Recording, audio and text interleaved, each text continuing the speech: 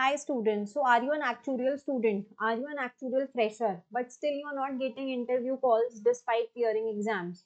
So trust me, the problem is not your capability, it's your resume. So in this video, basically I will be showing you that how you have to build your perfect actuarial resume that actually gets you shortlisted. So you have to understand that actuarial resume is different compared to resume of an MBA student or an engineering resume, because in your resume what matters is you are mentioning your exams cleared, you are mentioning your technical skills, any practical exposure, your clarity of thought. So if you're just copying a generic resume format, that's the biggest mistake that students make. So it should your resume should have header. In header, we should have to mention our full name, details of phone number, professional email ID, your LinkedIn profile. You don't have to go for any fancy fonts. You don't have to use any photo, and your profile should clearly mention that, for example, you are an actuarial student with these exams cleared, and you are seeking an entry level role in this particular organization.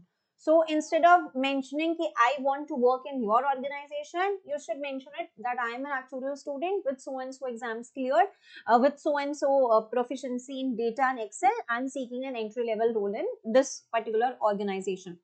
Then you always have to place your actuarial exam section at the top. Which all exams, for example, CS1 have been passed, CM1 passed, appearing for CB1 in IFOA April 2026 tide.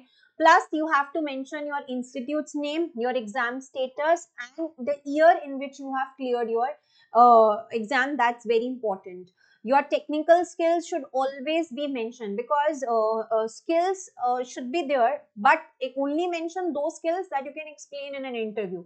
For example, if you are mentioning Excel, you should be able to explain VLOOKUP pivot tables. If you are mentioning R, you should be able to do a question of CS1 in R. So any Excel, any SQL skills, any Python skills, if they are there, you should mention it. But don't overwrite also. Don't write more than 10 tools that you have never used. You should be mentioning clearly about any internship, any live projects, even virtual internships in which you have done. Any case studies matter, must be there. Your role in that particular internship, the role of organization, any important work that you have done. And keep your education very simple, just mentioning about the degree, university, year of passing, and your CGPA in that particular year. Then you should mention about the certifications, because this section can make your resume stand out.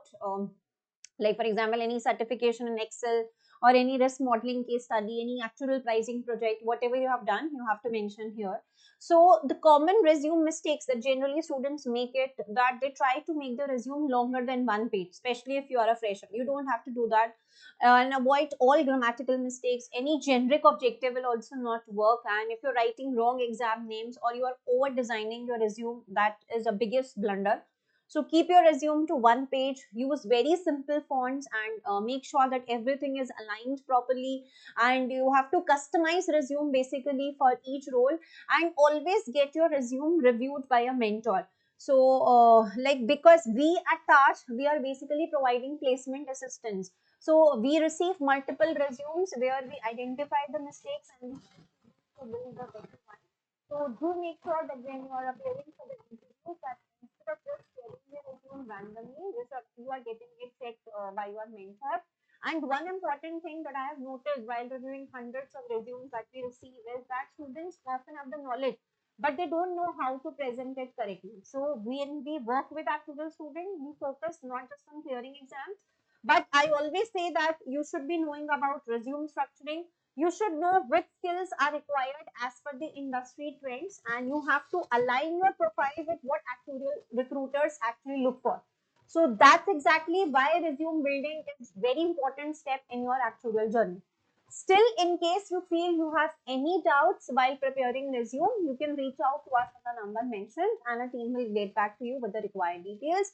Thank you. Stay tuned for more videos and updates coming to your way.